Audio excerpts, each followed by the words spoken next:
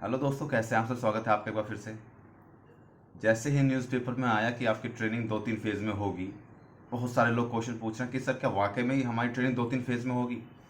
क्या ऐसा होगा कि एक जो ग्रुप है वो ट्रेनिंग करने गया, फिर उसके 1 साल बाद फिर दूसरा ग्रुप ट्रेनिंग करने आ रहा है, मतलब उनके बीच में 1 साल का अंतर हो जाएगा। तो क्या ये बात सही है? अगर 1 साल का अंतर हो जाएगा फिर तो बहुत ज़्यादा अंतर हो जाएगा। ठीक है, उनका जो सीनियरिटी और जूनियरिटी में बहुत ज़्यादा डिस्प्यूट हो जाएगा। क्या होगा, 1 साल पहले वो जो पा जाएंगे, हम फिर 1 साल बाद जो पाएंगे।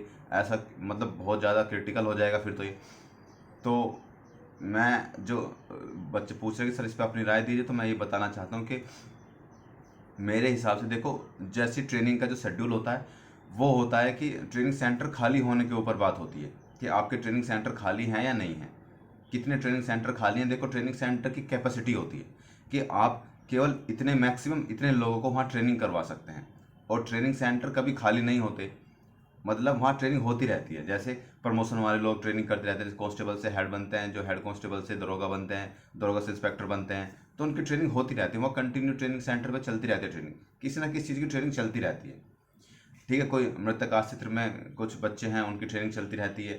तो ट्रेनिंग चलती ही रहती है। तो ट्रेनिंग सेंटर ऐसा होता है कि जैसे किसी की ट्रेनिंग सेंटर की 700 की कैपेसिटी है, वो 700 लोगों को ट्रेनिंग करवा सकता है। तो वहाँ कुछ सीटें पहले से ही फिल होती हैं, जैसे 250 या 300 सीटें पहले से ही ट्रेनिंग चल रही हैं, कुछ सीटें वहाँ खाली होती हैं। तो जो खाली सीटें होंगी वहाँ आपको भरा जाएगा। ठीक है, एक ग्रुप जो सिलेक्ट किया जाएगा, उस ग्रुप को भेजा जाएगा। जितनी भी सीटें खाली होंगी, वो जिसकी ट्रेनिंग पहले से चल रही हो तो चल ही रही है। ठीक है, जितनी भी फिर सीटें खाली होंगी, उन सीटों पर आप लोग जाएंगे, ट्रेनिंग करेंगे।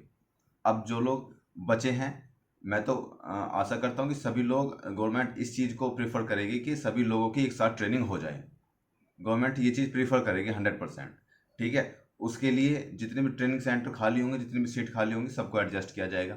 लेकिन अगर फिर भी ऐसा होता है कि ट्रेनिंग सेंटर खाली नहीं है, या फिर सीट ट्रेनिंग सेंटर पे खाली नहीं है, और आपको 2 या 3 ग्रुप में ट्रेनिंग करवाया जाएगा, तो फिर उसमें प्रोसीजर यही होगा कि जितनी भी ट्रेनिंग सेंटर पे सीट खाली हैं, आपको वहाँ फिल किया जाएगा, आपकी ट्रेनिंग कराई जाएगी। फिर उसके बाद जैसे ही जो पहले से ट्रेनिंग कर रहे हैं, जैसे कांस्टेबल से हेड कांस्टेबल की कर रहे हैं, कांस्टेबल कर रहे हैं, फिर जैसे उनकी 1-2 महीने की ट्रेनिंग बची हुई होगी, तो वो ट्रेनिंग से जब बाहर चले जाएंगे, तो जो भी सीट खाली जाएंगी, फिर वहाँ से आप लोगों को फिल किया जाएगा उस ट्रेनिंग सेंटर में। तो मतलब ये है कि धीरे धीरे 1 या 2 महीने के अंतराल में तुम सब लोगों को बुला लिया जाएगा। वो डिपेंड करता है कि जो पहले से ट्रेनिंग कर रहे हैं लोग, उनकी कितनी ट्रेनिंग बची हुई है। अगर उनकी ज़्यादा ट्रेनिंग बची हुई है 3-4 महीने की, तो आपको हो सकता है 3-4 महीने का गैप हो जाए। ठीक है, अगर उनकी 1 या 2 महीने की बची हुई है, तो हो सकता है 1 या 2 महीने गैप में आप सब लोगों को बुला लिया जाए।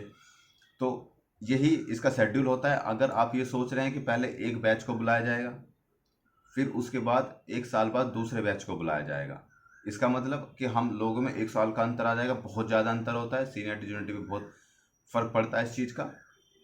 और बच्चे ये भी सोचें क्या हम 1 साल के बाद ट्रेनिंग पर जाएंगे। देखो, अब आप सब लोग कहेंगे कि कांस्टेबल में भी ऐसा ही होता है कि पहले एक बैच को बुलाया जाता है, फिर उसके बाद दूसरे बैच को बुलाया जाता है। देखो, कांस्टेबल की वैकेंसी बहुत ज़्यादा होती है, 40,000 वैकेंसी होती है।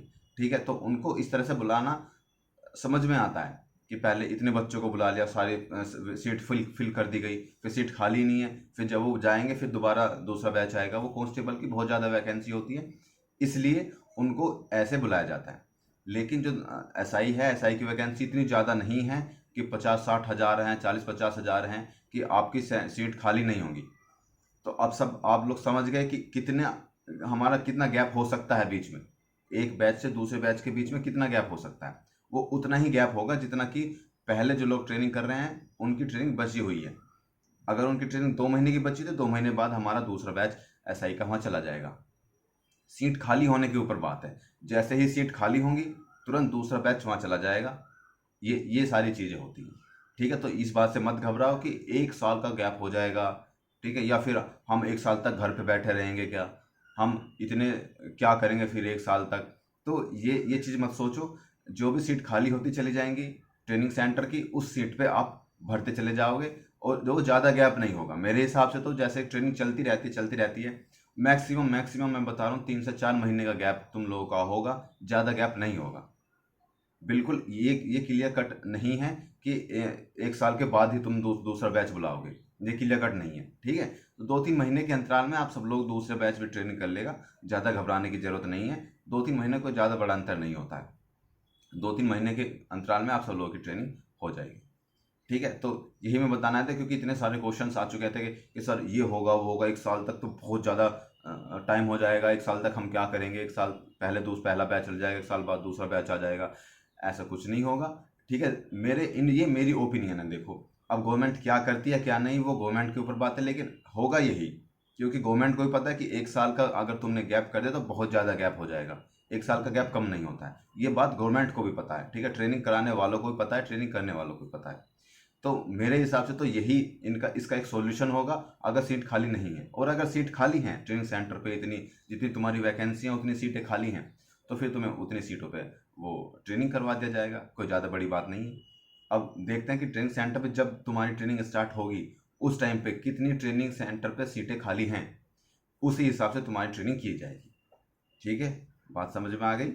अब इस चीज़ को बिल्कुल भी वो ना बनाएं कि इतने गैप हो जाएगा, इतना गैप हो जाएगा। तो आई होप कि तुम लोगों को समझ में आ गई होगी। मिलते हैं अगली वीडियो में, तब तक के लिए जय हिंद।